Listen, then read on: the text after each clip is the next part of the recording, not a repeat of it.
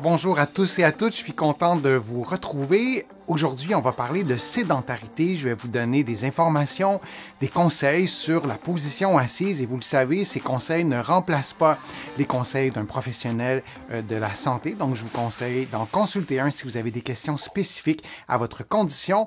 Vous allez trouver beaucoup des sujets, des items qu'on va aborder aujourd'hui. Dans mon livre « Lève-toi et marche », vous allez le trouver partout au Canada, en librairie et sur le web, et vous allez le trouver aussi de l'autre côté de l'Atlantique. Je vous mets le lien dans la description de la vidéo pour que vous puissiez le trouver facilement. Et il y a 4 types de pauses que vous pouvez prendre, des pauses toujours en de la position assise prolongée. Premier type de pause, simple, se lever. Alors, vous continuez à travailler même et vous pouvez vous lever si vous avez un poste qui permet d'adapter votre travail ou tout simplement vous vous levez si ce n'est pas possible de marcher. Ça a des bienfaits.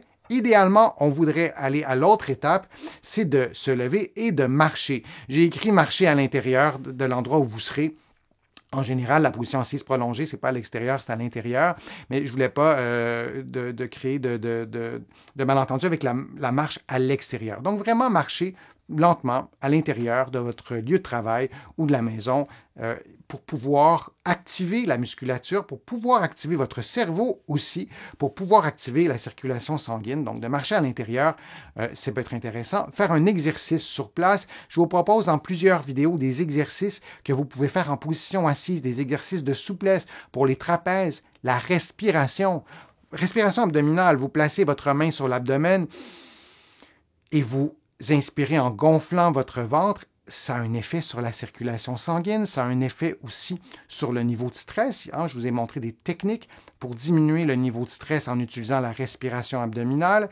Donc, c'est un exercice aussi qu'on peut faire, mais ça peut être aussi des exercices de mobilité, même des exercices de renforcement, de prendre l'habitude de prendre des pauses actives, c'est fort intéressant, ou de pratiquer aussi une activité physique. Et là, on se dit souvent, ben, j'irai pas jouer au hockey pendant 5 minutes, mais on peut aller monter les escaliers, on peut marcher rapidement, même à l'extérieur si physiquement c'est possible de le faire.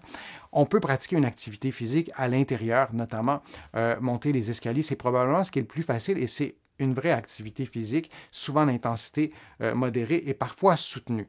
4 types de pauses. Ce n'est pas dans notre culture d'intégrer ces pauses-là. Ce l'est de plus en plus. Pour plusieurs d'entre vous, vous m'en avez souvent parlé, mais ce n'est pas dans notre culture. Alors, on doit, et c'est pour ça que je vous en parle souvent, on doit intégrer tout ça. Et au fond, ce qui est anormal, c'est pas de prendre des pauses et de se lever après 5 minutes. Je donne beaucoup de conférences, vous le savez, et je vois maintenant beaucoup plus de personnes se lever. Souvent, ces personnes-là vont se placer à l'arrière et vont se lever durant la conférence quand c'est une conférence qui est très longue. Et pas uniquement parce que ces personnes-là ont de la douleur. Parfois, c'est parce qu'elles ont pris l'habitude de ne plus rester en position assise prolongée. Il faut changer nos habitudes, socialement aussi. La durée des pauses, question simple, réponse simple et réponse courte, 5 à 10 minutes de pause. Et même si vous en faites 1 à 2, c'est mieux que 0. Mais on vise 5 à 10 minutes. En général, dans les études, c'est ce qui a été mesuré, l'efficacité des pauses de 5 à 10 minutes aux heures. J'aurais pu l'ajouter, donc 5 à 10 minutes aux heures. Parfois, on n'y arrive pas, parfois, ce n'est pas possible.